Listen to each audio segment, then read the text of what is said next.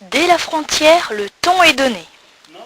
Onur, un routier, nous propose ravi de nous conduire directement à Istanbul.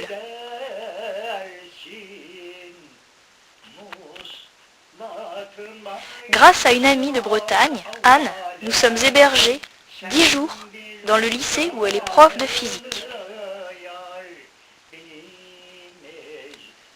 On effectue alors notre première demande de visa au consulat iranien d'Istanbul, lieu où l'on fait la connaissance d'Armel et Gérald, qui voyagent à vélo depuis la France et qui continuent également vers l'Est. Visa iranien et indien en poche, nous traversons le Bosphore qui nous sépare du continent asiatique et nous entamons la traversée de l'Anatolie en compagnie d'Armel et Gérald. Tous les soirs, nous sommes invités chez des gens. On nous offre le gîte et le couvert. Quel accueil!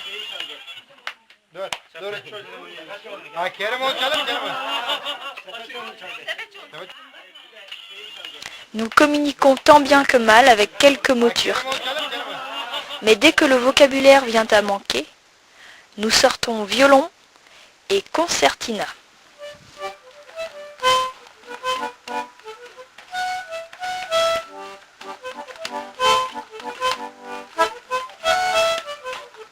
Nous avons parfois droit à des démonstrations de danse.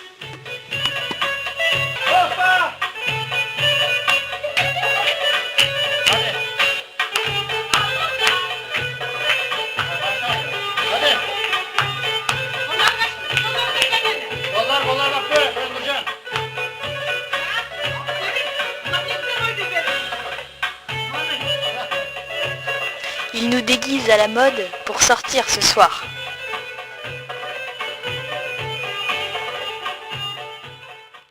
Il arrive fréquemment que nous logions dans la Misafirhane, la maison de l'hospitalité, prévue pour les gens de passage et entretenue par tous les gens du village. Des bousses de vache séchées sont à notre disposition pour chauffer le poêle. La majorité des foyers sont chauffés au charbon. En hiver, un nuage jaunâtre surplombe donc toutes les villes. Nous traversons la Cappadoce et ses habitats troglodytes.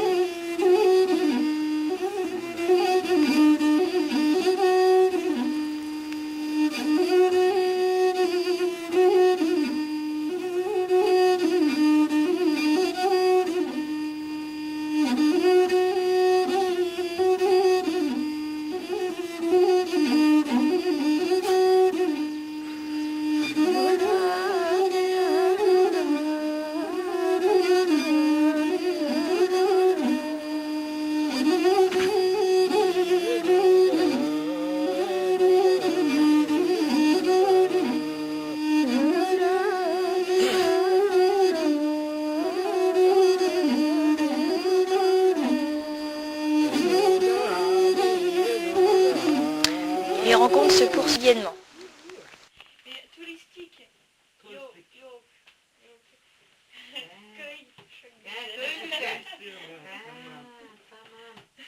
Antalya çok para. Antalya çok para. Çok para. C'est cher en plus. Antalya'da her şey çok para. Turistik, Yes. köy turistik, Köy misafir. çek dedi. Misafir diyor, iyi ağırlıyor, köyler diyor anne. Şeyci Yok diyor, misafir, turistik. Tabii. Antalya'da o fiyatı Oraya kalacak. gelenler tabii çok zenginler. Sizin Fransa, Almanya gezmiyor. O çok para. Evet. Yok misafir, Frans, Almanya. Tabii. Yok misafir. Onlar sevmiyor misafir. Nous découvrons que les Turcs sont très fiers de leur pays, et le drapeau est partout. Leur idole, Mustafa Kemal Atatürk, qui a instauré la laïcité en 1924 et l'alphabet latin en 1928, est partout. Son buste est dans toutes les cours d'école et son portrait dans toutes les classes. Il est ainsi interdit d'entrer à l'école voilée, mais il est obligatoire de l'être pour rentrer dans une mosquée. À l'extrême est de la Turquie, nous roulons dans les hauteurs. La température a bien chuté.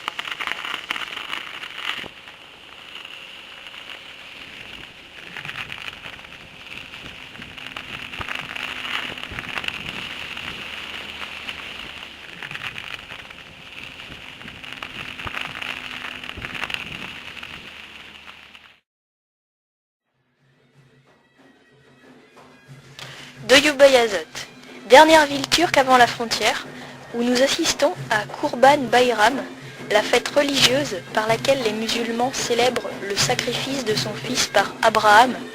En cet honneur, des moutons sont exécutés aux 4 coins de la ville. C'est la fête.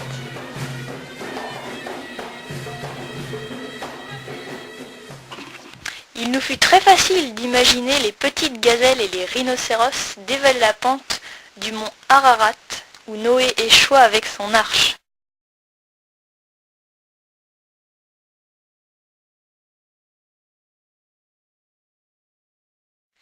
Nous passons les portes de l'Iran tous les 4, le 21 décembre. Armel et moi devons cacher nos cheveux.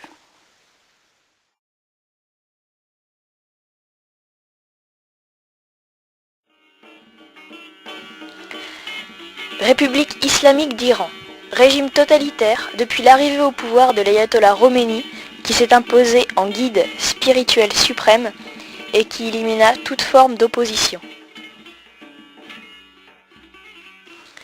Mais cela n'empêche pas de lier des amitiés fortes chaque soir dans les différentes familles qui nous accueillent à bras ouverts.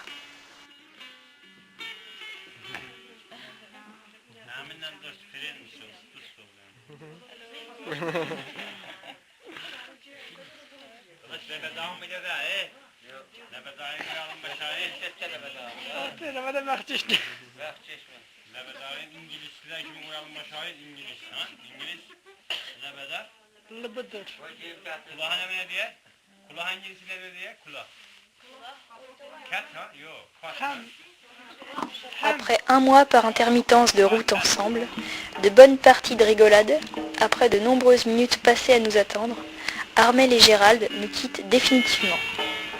Les reverrons-nous ailleurs sur le globe ?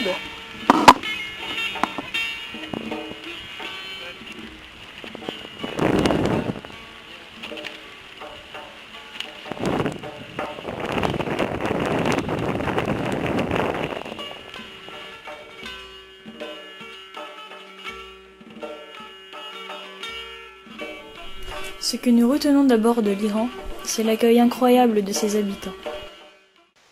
Cependant, la traversée à vélo du pays n'a pas été de tout repos. Régulièrement, la police nous impose une escorte.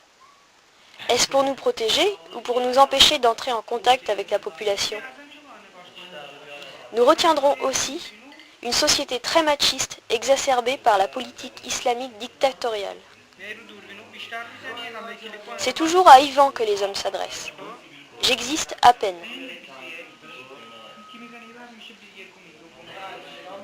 Dans certains foyers plus traditionnels, les hommes mangent séparément des femmes.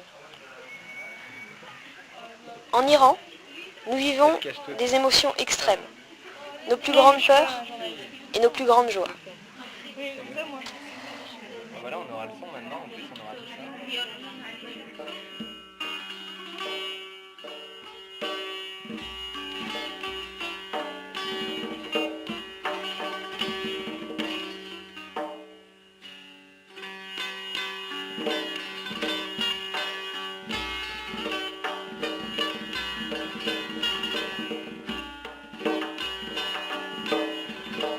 Nous passons le premier de l'an 2008 chez Mariam, famille aisée du nord de Téhéran.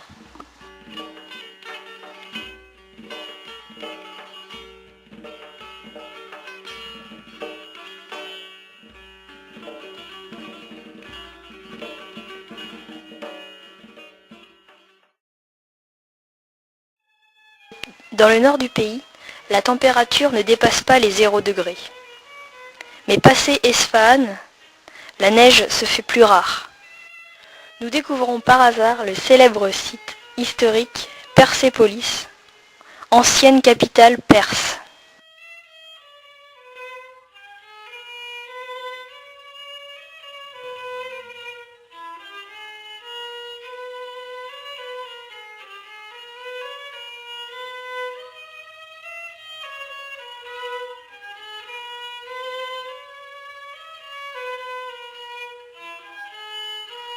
Nous passons une semaine chez Mojtaba en compagnie de Farshad, Mehdi, Pejman et d'autres amis, étudiants ou en service militaire de 2 ans.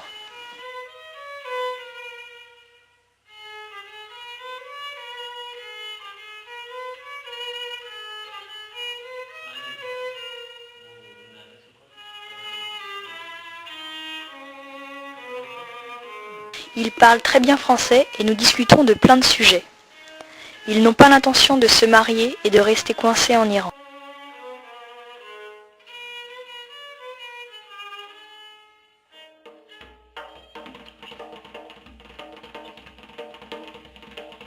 Nous continuons la traversée vers le sud du pays.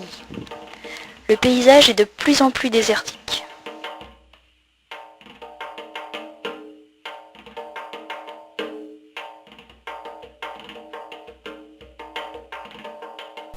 À cette période-ci du voyage, l'assassinat de Benazir Bhutto, une politique pakistanaise, donne lieu à des fermetures de frontières, ce qui modifie donc notre itinéraire. Nous sommes contraints de prendre l'avion pour rejoindre l'Inde.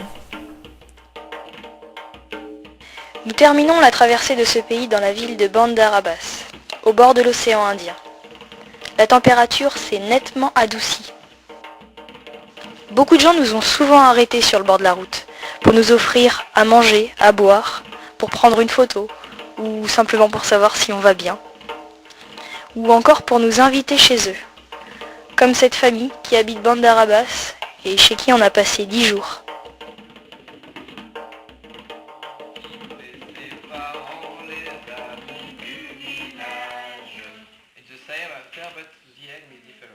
Faut quitter ses parents pour partir en voyage. Pour partir en voyage. Pour partir en voyage. Pour partir